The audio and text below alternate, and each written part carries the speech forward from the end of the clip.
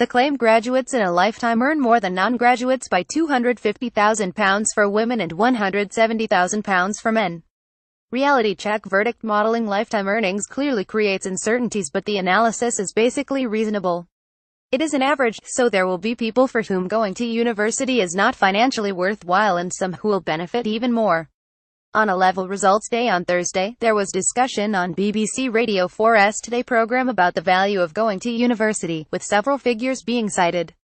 Universities Minister Joe Johnson said universities continue to deliver extraordinary returns for people who go. On average, if you're a woman, you're likely to have higher lifetime earnings than women who don't go, to the tune of about £250,000, £170,000 if you're a man. These figures come from analysis carried out by Professor Ian Walker and Professor Yu Zhu for the Department for Business, Innovation and Skills in 2013. It estimated the value of a degree over a lifetime from the point of view of an 18-year-old, by comparing earnings for those with a degree with those for somebody with at least 2 A-levels but no degree. The figures they came up with were £252,000 for women and £168,000 for men at 2012 prices. Those figures are adjusted for loan repayments on £9,000 per year, fees and tax. Professor Zhu told BBC News that the way the model was designed meant the increase in interest rates and fees since the research was done would be allowed for, and the figures still stood.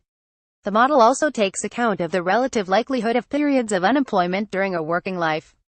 Image copyright Getty Images. Image caption: in England, students considering university currently face tuition fees of £9,250 per year and an interest rate of 6.1% on student loans. Predicting how much people will earn in a lifetime is clearly not a precise science, and there are significant uncertainties. See our previous article on the challenges of economic modeling.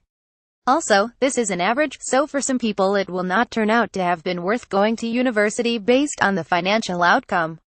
Research from the Institute for Fiscal Studies last year found that at 23 institutions for men and 9 for women, the median graduate was earning less after 10 years than the median non-graduate. It also found that people with degrees in the creative arts earned no more on average than non-graduates. Comparing POV. Another figure on Today came from Alistair Jarvis, Chief Executive of Universities UK, who said somebody who goes to university will earn on average about £10,000 a year, more than somebody that hasn't got a degree. That is a figure from the Office for National Statistics on comparing median earnings for graduates with median earnings for non-graduates. The latest figures are for 2016, when the average graduate earned £9,500 more a year than the average non-graduate. It is a figure taken from the Labour Force Survey, which is the same place from where the monthly unemployment figures come. But here's why it is not a great deal of help for somebody whose A-level results have just come out and who is deciding whether the financial commitment of going to university is a good idea.